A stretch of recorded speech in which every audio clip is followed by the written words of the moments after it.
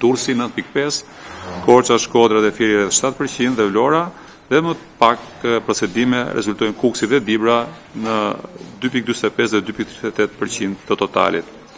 Kriminaliteti për vitin 2025, vlera e aseteve të sekuestruara është mbi 4 miliard lek.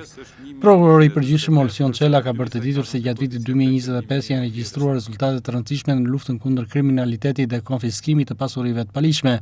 Sipas të dhënave, Çela tha që gjatë vitit janë dënuar 10.903 pandehur, me një rritje prej 9% krahasuar me vitin 2024.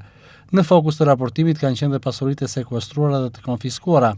Vlera totale e aseteve të sekuestruara arrin në rreth 4 miliardë 57 milion lek, ndërsa asetet e konfiskuara kapin vlerën rreth 305 milion lek.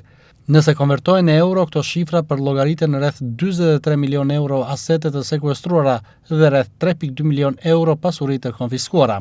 Në 2025 janë dënuar 10.903 pandehur që krahasuar me vitin 2024 përbën një rritje prej 9% të numrit të pandehurve të dënuar.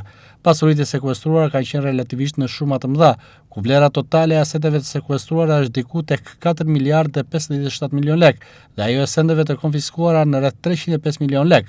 Nëse do t'i përllogarisim në euro, janë rreth 43 milion euro, ka deklaruar Çela. Ai theksoi gjithashtu edhe rastet e procedimit penal për dhun në familje, të cilat kanë ardhur në rritje krahasuar me vitin 2024.